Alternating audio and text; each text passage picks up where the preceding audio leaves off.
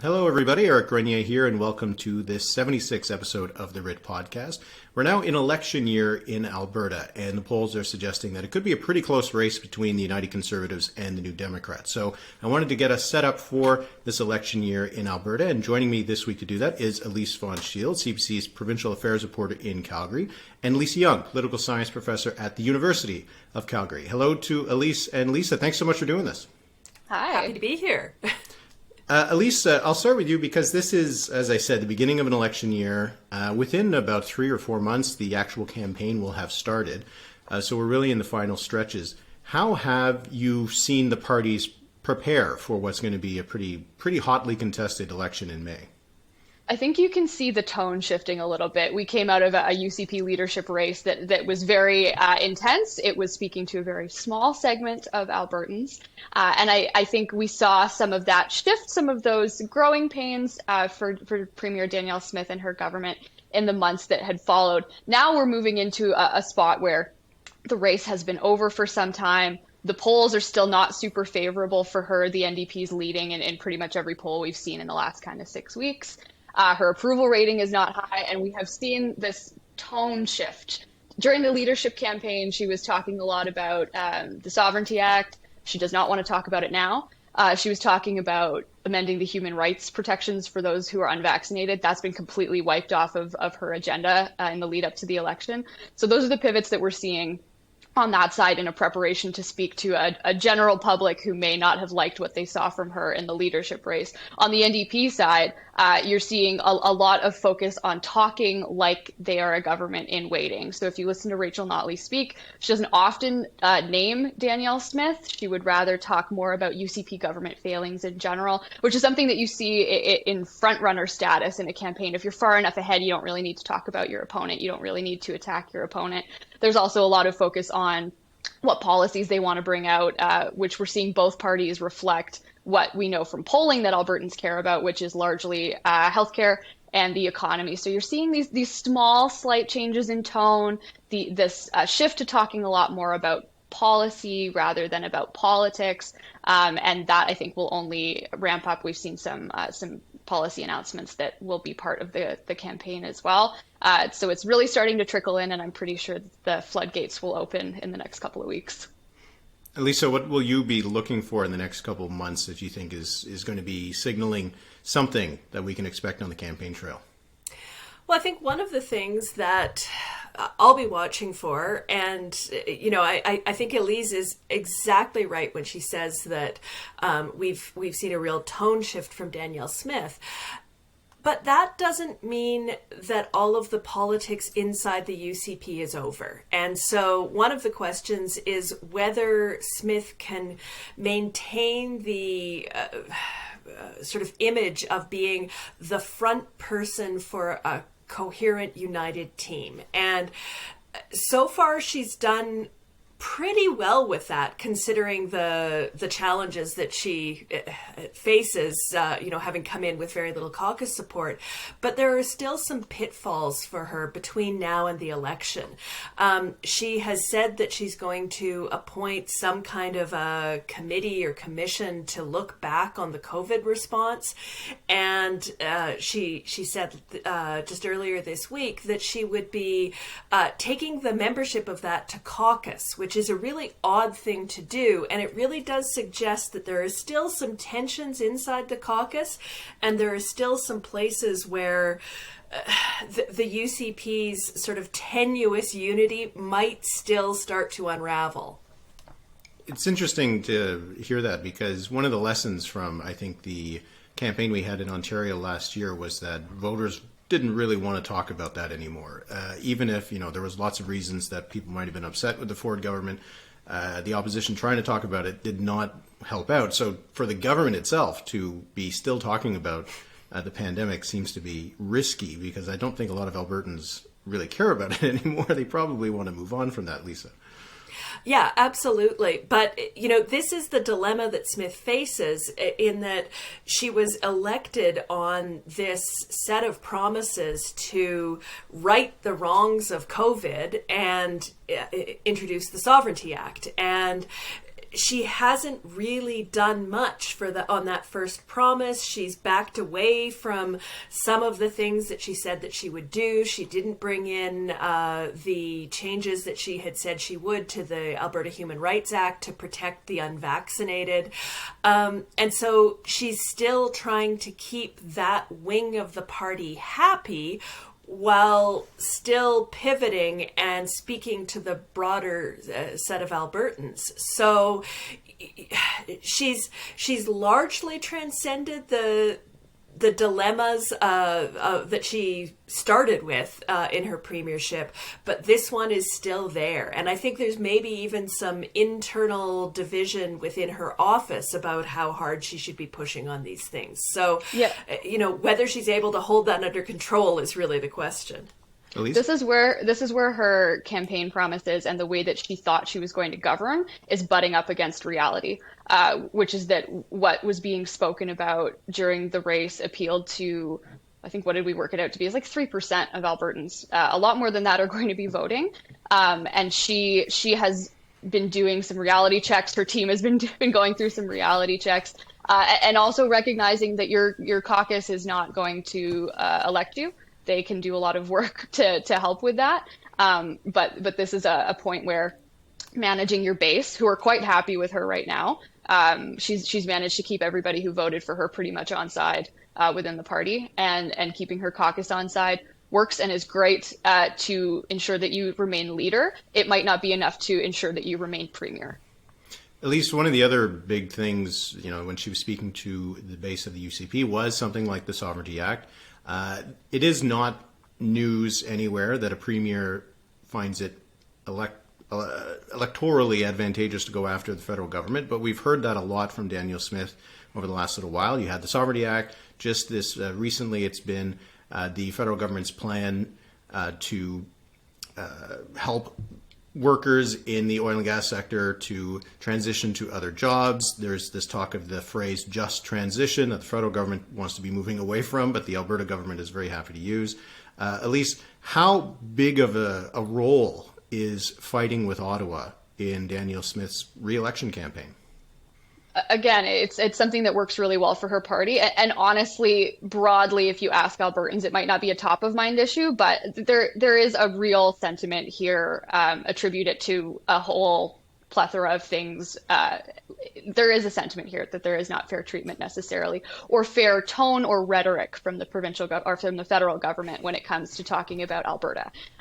So it's there. I'm not sure how broadly that works with the general public when groceries are more expensive, when they're waiting to get their inflation relief payments from the provincial government. The federal government also gave a lot of money to Alberta during COVID, and so I think that sentiment is maybe not as intense as it has been in the past. But the just transition stuff, what we heard the Prime Minister talk about, this political class in Alberta that refuses to admit that climate change is real. Broadly, Albertans believe in climate change. They believe in diversification.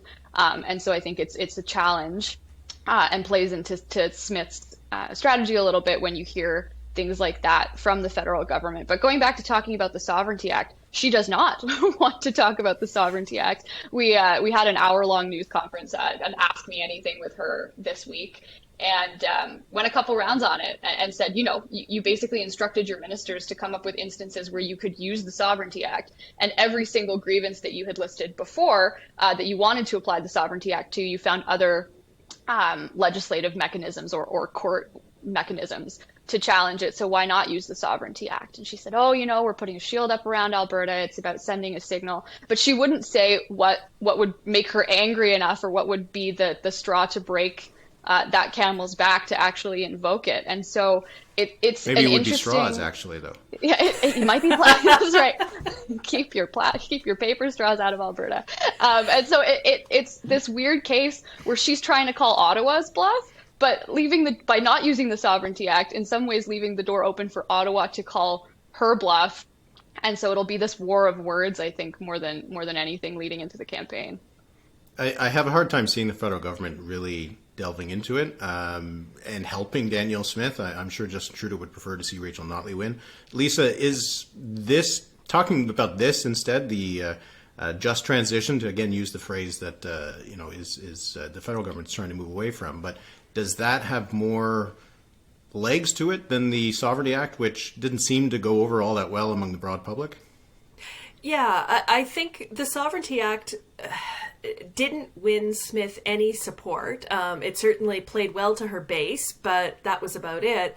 I think for the voters that she needs to really focus on, just the word sovereignty is highly problematic. These are not people who want to see dramatic politics happening. They just want to live their suburban Calgary lives and, have government largely leave them alone, I think. So the Sovereignty Act wasn't a winner, but I do think it's possible that in setting up the federal government as, this enemy that is seeking to come in and end the oil and gas industry in Alberta, there might be a way to create kind of a connection to voters who are concerned about jobs. And if we think back to 2019, Jason Kenney won a huge majority with this slogan of jobs, economy, pipelines, right? We're going to go back to the good old days of Alberta oil and gas and everything will be fine again. And that won loads of support. Now, I think Elise is right that, in the industry, there's an acceptance that, climate change is real and things are going to change. But for the voters who maybe aren't paying that close attention, this idea that that the federal government is going to, come along and try and take away the well-paying jobs that are, Albertans' birthrights, maybe has some resonance. So I wonder if Smith is kind of moving herself toward a more viable strategy. The Sovereignty Act is useless to this, right? So the less we talk about it, the better from her point of view. That was then. Now she's going to, go back to the old Alberta playbook. And I did see that Rachel Notley was also saying that, if the federal government is going to go ahead with this plan, they need to do more. And so she's not. She's also going after the federal government, so it suggests that both parties see the appeal in that. But it's different, right? Yeah. I think it's important. The UCP is taking issue with the very idea that there's going to be a transition, right. Whereas Notley is taking a stance where she says, okay, if the federal government wants to talk about this, I want to be the premier who gets more out of them, right? So it's very different the way that they're approaching the federal government on this. Elise, do you find that either Danielle Smith or Rachel Notley are approaching the next election as the underdog? It's hard to know because the polls are really close. There's this perception that Danielle Smith is, in a lot of trouble, but at the same time, will she beat the polls as the UCP, has a tendency to do? So maybe it's going to be really close and they'll end up winning. The NDP's only won one election in all of its history, so it seems like there's a lot stacked up against Rachel Notley, but is there an underdog, and is one of them trying to be the underdog? The interesting thing is what you mentioned there, that the NDP was in government. This is a really unique race in the sense that both challengers actually know what it's like to be in that office, which really, outside of Quebec, never happens. So in that sense, no, neither of them are playing like the underdog. The UCP has the benefit of being in government. They can spend money. They can make promises. That sets them up well. The polls are really close. The NDP has led the polls for the last couple of years, minus a few blips here and there for a couple of months. And so they've also grown their support hugely. Like if you talk to their ground game organizers, there's a lot of momentum. There is a lot of engagement. The war chests for both parties are full. They basically matched fundraising numbers at around 7 million each, and then a couple million more for the UCP during the leadership race. So it's pretty equally matched in terms of money and in terms of the polls. It's a close one, and they're both playing, as we were talking about earlier, some of those pivots. They're both playing like it's theirs to lose. And I don't know anybody who would put money on an outcome right now. I certainly would not. Well, Lisa, that actually brings me to my next question, because on the Writ, I run a prediction contest every year, and one of the things that I have that I'm asking is who's going to win the election in Alberta. And right now, and I've had a decent amount of responses, by about 4-1, people are saying the NDP will win. Does that seem like a crazy amount of odds to give the NDP? Yeah. I'm right with Elise. I would not put money on it. And, the thing is that we look at the polls and we see that these two parties are evenly matched. So this is going to come down to voter turnout. It's going to come down to people who maybe don't pay a lot of attention to politics and make up their minds in the last couple of weeks. And there's still a lot of ground between now and the election. Typically, you'd see an Alberta government sort of cruising into election day, making funding announcements left, right, and center and not trying to do much. But Smith is in this weird situation where she's managing her caucus, she's managing her base. She likes to talk. Sometimes when she talks, she gets herself in trouble. A lot can happen between now and then. And in such a tight race, I don't know why people are sounding so confident in their predictions. And that's a good question. Yeah.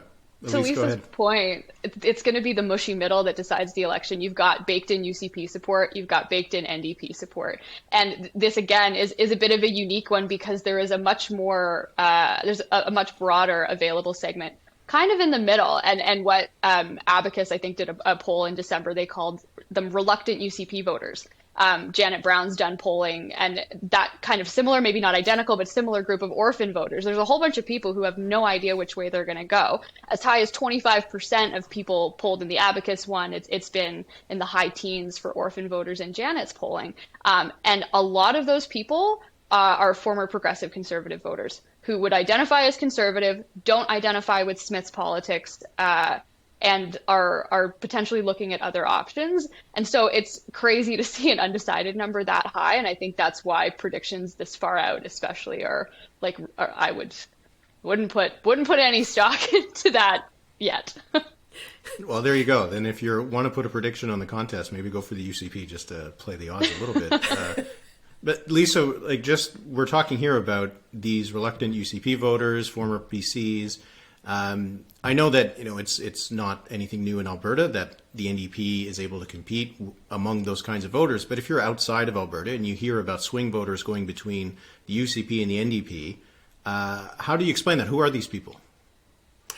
Yeah, I mean, I guess the first thing to say is that I think that there is a growing realization that this is entirely a two-party race. And, what Janet Brown saw in her polling for quite a while was people sort of parking their votes with the Alberta Party or with the Liberals. And I think the closer we get to election day, the clearer it becomes that you pick a side here, right? There's no third option. That's just not going to be part of this. So who are these people? I think, David Coletto's analysis from Abacus data of these reluctant UCP voters, I thought was really helpful. And essentially, these are suburban voters, mostly in Calgary, but also in neighborhoods that probably feel a lot like suburban Calgary in Red Deer, in Lethbridge, Medicine Hat, so the smaller centers in Alberta. Women tend to be more undecided, more likely to say that they're undecided or in that reluctant camp. And they are, I think, to a large extent, pocketbook voters. They've probably been turned off by the UCP on a number of fronts. Issues like underfunding in public education matter, the healthcare issue matters. Those are the kinds of concerns. They're not that interested, I think, in some of the grand politics that we've all been, eating popcorn and watching for the last few years. But they don't feel comfortable with the UCP, but I think at the same time they don't really see themselves as NDP supporters. So, where those people land is going to be pivotal. Lisa, you just mentioned it, and just to get to it quickly, your view is that the third parties will not play any role in this upcoming election. Yeah. I mean, we saw in the by-election where Premier Smith got her seat, one of the leader of the Alberta Party, which is the most credible of the third parties in the centre, who was mayor of one of the larger centres within this riding, ran and didn't perform particularly well, and that just sort of sent this signal that the party leader couldn't come second in this race in his home district. And so I think that just has sort of sent the message that the Alberta Party is not a player in this election. And when we're talking about these incredibly tight races as well, I think that there will be lots of appeals around strategic voting, right? If you don't want the NDP to win, you've got to vote UCP. If you don't want the UCP to win, you've got to vote NDP. That messaging is going to be all over the place. Strategic voting working for the NDP. It's not something you hear elsewhere in the country. One of the other places, of course, that will decide the election among these different demographics is also just the region of Calgary. Elise, have we seen that it's ground zero, that both Danielle Smith and Rachel Notley are focusing their attention on Calgary, and particularly the suburbs? Yeah, I think as soon as polls started shifting that way, and as soon as the leaders kind of got settled into election machinery, we started to see that right away. Danielle Smith started talking about building the LRT, the train line out to the airport, about building a line out to Banff, about economic stimulus in Calgary. The NDP has had a downtown revitalization strategy out for over a year, I think, for Calgary. And they're both here all the time. Like, they're both here pretty much all this week. They both have residences down here to spend the time in the area as well, and so it'll be an interesting thing to watch, because they're essentially, for all intents and purposes, tied in Calgary from the polling that we've seen. But if you look at the seat count right now, there's 26 seats. The UCP holds 23, so there's 3 that are NDP. It was almost a blowout in 2019. That won't be the case this time, and we heard earlier in the fall Danielle Smith talk about focusing on rural Alberta. She'll hang on to, the 40 or 41 seats that are in rural Alberta, and she just needs to hang on to a couple more in Calgary. That strategy is pretty clearly shifted. If you talk to anybody who is running kind of election prep for the UCP, there is an understanding of just how pivotal Calgary will be. And it is, as Lisa was describing and identifying, that mushy middle, reluctant UCP voter, like, the profile is Calgary. It's the urban people who would identify as conservative, but who hold progressive values. And so Calgary will be, in a lot of ways, the microcosm for a lot of what's going on in the province during the election. I know it's very early on to think about post-election, but I want to finish with that, and if you'll oblige me, Lisa, starting with the New Democrats. So for Rachel Notley, she's now been leader of the party for, it'll be a decade if she wins. Like, it'll be a decade that she's the leader of the party. She became leader in 2014. She's already had a term in office. Win or lose, what's the future for her? Especially the lose. Would there be another run for Rachel Notley? The fact that she stayed after being defeated in 2019 itself was pretty unusual. So what's the future looking like for the NDP and Rachel Notley? Gosh, I don't know, and Elise might have more insight into this than I do. I do think it has been so important to the NDP that she stayed. Just being able to, speak with the voice of someone who has been premier, I think has been so important. And because the party didn't get itself tied up in a leadership, she has been able to focus the attention of the party on these fundamentals, on the ground game that Elise mentioned. And that really, I think, has been a game changer for the NDP. They've been able to recruit candidates who are of a completely different sort of caliber of experience and profile than what they had in 2015 or even 2019. So this is very much Rachel Notley's party.